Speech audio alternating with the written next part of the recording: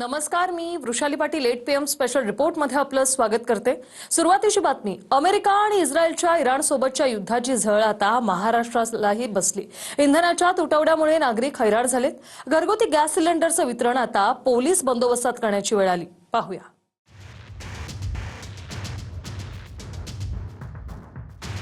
अहिल्यानगरच्या राहतामध्ये चक्क पोलीस संरक्षणात सिलेंडरचं वितरण करण्याची वेळ आली आहे। ही दृश्य राहता तालुक्यातल्या साकुरी इथली आहेत। सिलेंडरसाठी लांबच लांब रांगा लागतायत आणि त्यात वाद होत असल्यानं थेट पोलीस संरक्षणातच घरगुती सिलेंडरचं वाटप सुरू आहे। एचपीचे गॅस वितरण जे आहे ते सुरू आहे, मात्र अनेकदा विवाद होताना वाद होताना दिसतंय। त्यामुळे पोलीस संरक्षणामध्ये आता गॅस वितरण करण्याची वेळ जी आहे ती या पुरवठादारांवर आलेली आहे। पॅनिक कुठेतरी सिच्युएशन जी आहे ती होताना ग्रामीण भागामध्ये दिसते। त्यामुळे आता पोलीस बंदोबस्त जो आहे तो वितरकांनी खरं तर मागवलेला आहे। आणि पुण्याच्या खडकी भागातही देगलूरकर गॅस एजन्सीच्या बाहेर पोलिसांना बोलवण्याची वेळ आली। सिलेंडरचा तुटवडा असल्यानं नागरिकांनी आणखी गर्दी केली। गोंधळ निर्माण होत असल्यानं पोलिसांच्या उपस्थितीत सिलेंडरचं वितरण करण्यात आलं। गडबड करू नका, ज्यांना गरज आहे, अत्यंत गरज आहे, गॅस संपलेला आहे, त्यांनी थांबावं। 4 वाजता गाडी येईल, त्यावेळेस टोकन दिलं जाईल। आता टोकन दिलं, समजून घ्या गाडी नाही आली, ऍक्सिडेंट झाला, गाडी ठोकली, काय करणार?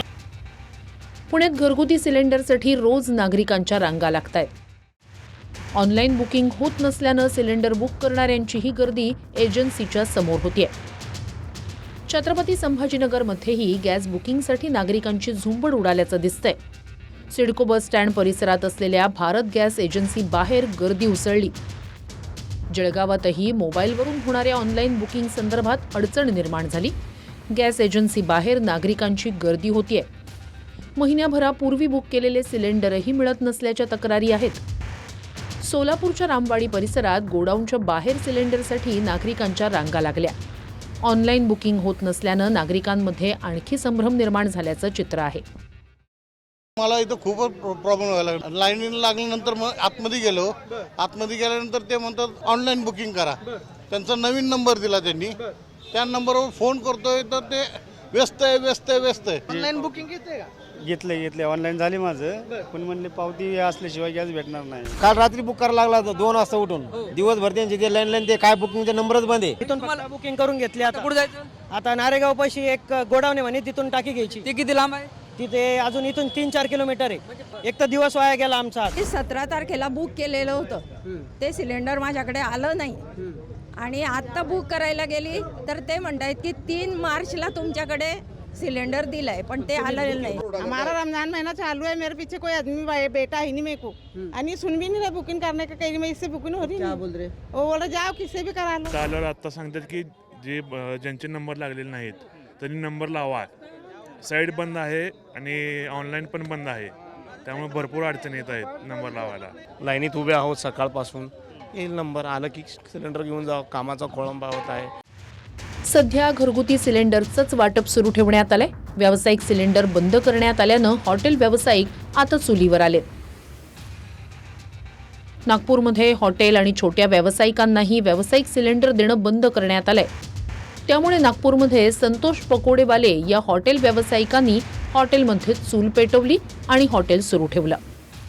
व्यावसायिक सिलेंडर बंद झाल्यानं धाराशिवमध्ये शिवभोजन केंद्रावरही चुलीवर स्वयंपाक सुरू झालाय। नाशिक आणि भंडाऱ्यातही हॉटेल व्यावसायिकांनी चुलीचा पर्याय शोधलाय। छत्रपती संभाजीनगरमध्ये हॉटेल व्यावसायिकांनी मोठमोठ्या चुलीच्या भट्ट्या तयार करून खानावळी सुरू ठेवल्या। लाकडाचा वापर करून हॉटेल सुरू ठेवण्याचं काम इथल्या हॉटेल व्यावसायिकांनी केलंय। व्यावसायिक गॅस मिळत नसल्यामुळे आता जे आहे ते हॉटेल व्यावसायिकांनी चक्क चुलीवरच्या भट्ट्या पेटवल्यात आणि चुलीवरच्या भट्ट्या पेटून जे आहे ते या ठिकाणी डोसा सेंटर सुरू केलं चित्र आपल्याला पाहायला मिळतं। खरं तर 2 दिवसापासून जे आहे ते छत्रपती संभाजीनगरमध्ये व्यावसायिक गॅसचा तुटवडा आपल्याला पाहायला मिळतो। कमीत कमी आज 5 दिवस झाले गॅस भेटत नाही, त्यामुळे आम्ही चुलीवर तयार करू लागलो। गॅस अडचण नाही, आता सगळं बंद करावं लागणार आहे, काय चालू करून काय उपयोग नाही ना। नवी मुंबईतही हॉटेलमध्ये चुलीवर स्वयंपाक सुरू झालाय। हॉटेल बंद ठेवण्यापेक्षा चूल तयार करून स्वयंपाक करण्यात येतोय। मी सध्या नवी मुंबईतील एका रेस्टॉरंटमध्ये आहे. आपण पाहतोय की सध्या युद्धामुळे कमर्शियल गॅस टंचाई नवी मुंबईत देखील जाणू लागलेली आहे. या गॅसचा जो तुटवडा जाणवत आहे त्यामुळे सध्या या हॉटेल व्यावसायिकांनी सध्या चुलीचा वापर केलेला आहे. आपण पाहतोय की चुलीचा वापर एका ठिकाणी अंडे शिजतात तर दुसऱ्या ठिकाणी आपण पाहतोय की भाकरी तयार होते. किती दिवसापासून गॅस मिळत नाही व्यावसायिक गॅस? गेले 3 दिवस झाला आम्ही 10 एजन्सींना किमान आपण फॉलोअप घेतला असेल आणि गेल्या 10 एजन्सींचा एकच आपल्याला उत्तर आहे की आपल्याकडे गॅस अवेलेबल नाही आहेत. सिलेंडरच्या समस्येमुळे घरांपासून ते हॉटेलपर्यंत थेट परिणाम झाला. पण अनेक हॉटेल व्यावसायिकांनी चुली पेटवल्यामुळे कामगारांच्या हाताचं काम कायम आहे. Bureau report TV9 Marathi.